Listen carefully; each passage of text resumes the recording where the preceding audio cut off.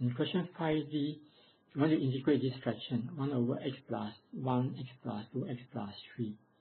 Again, we need partial fraction.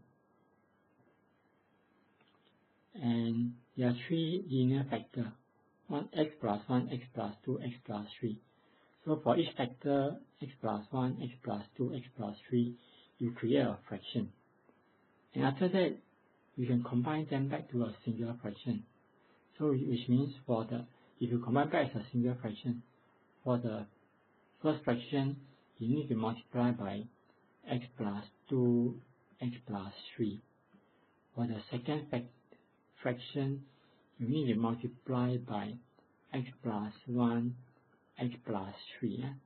For the third fraction, you need to multiply by x plus 1, x plus 2. And then you can combine them back as a single fraction.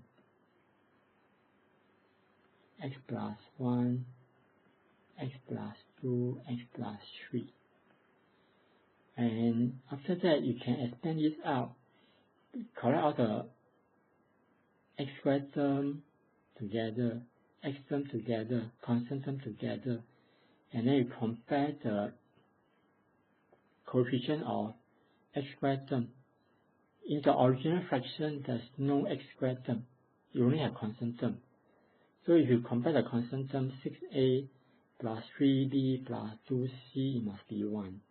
If you compare x term, because no x term, you take it as 0x. So that's why it's 0. That's why 5a plus 4b plus 3c, which is a coefficient of x, must be 0. And the x squared term, a plus b plus c must be 0. Because no x squared term. And like what I mentioned in question 5c, you can also substitute the value of x to solve for a, b, and c. So after you combine them back as a single fraction, you can equate the numerator. So the numerator must be equal to 1. Right? So which means you can actually consider this equation. So you can actually consider this equation. So you consider this equation. So I will show you this equation using blank slides. So it's 1 equal to a bracket x plus 2, x plus 3, b bracket x plus 1 bracket x plus 3 plus c bracket x plus 1 x plus 2. So we'll consider this equation. And what you can do is, here there are three factors. So actually you have three choices. You can actually choose x to be, minus 1, minus 2, and minus 3. You find that these are the three good numbers to choose. Because if you choose x equal to minus 1, x plus 1 will be 0. Then if you choose x to be minus 2, then x plus 2 will be 0. Same thing for the other one. X plus 3 will be 0. Let's go to the working. So let's put x as minus 1.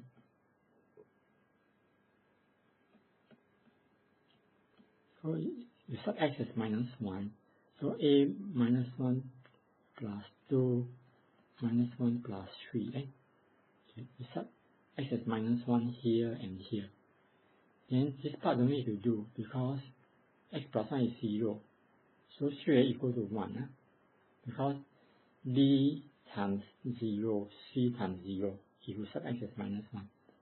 So we just a minus 1 plus 2 is 1. Minus 1 plus 3 is 2. So that will give you a is half. Then you sub x as minus 2. If you sub x as minus 2, then you find that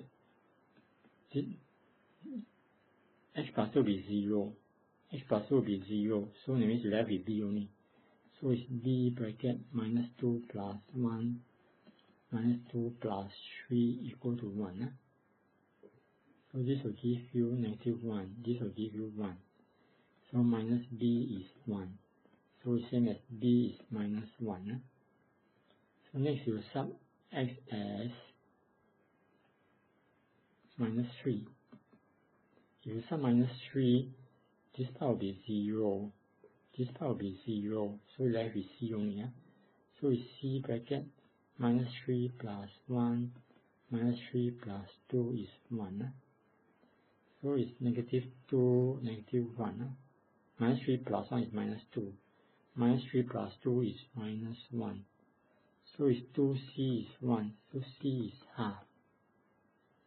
So that means you will get a is half, b is minus 1, c is half.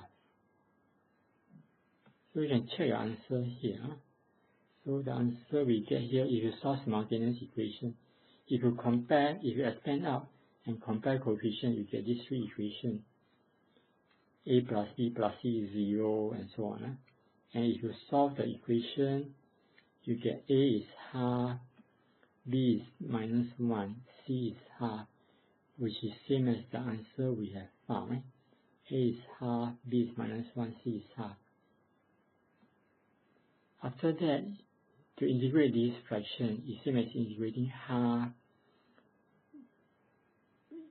1 over x plus 1. B is minus 1, so it's minus integrate 1 over x plus 2. C is half, so plus half integrate 1 over x plus 3. Integrate 1 over x plus 1 give you ln magnitude x plus 1. Same thing for 1 over x plus 2 and 1 over x plus 3. Will give you ln magnitude x plus 2, ln magnitude x plus 3, together with the constant in front, half and minus 1. So this will be the final answer.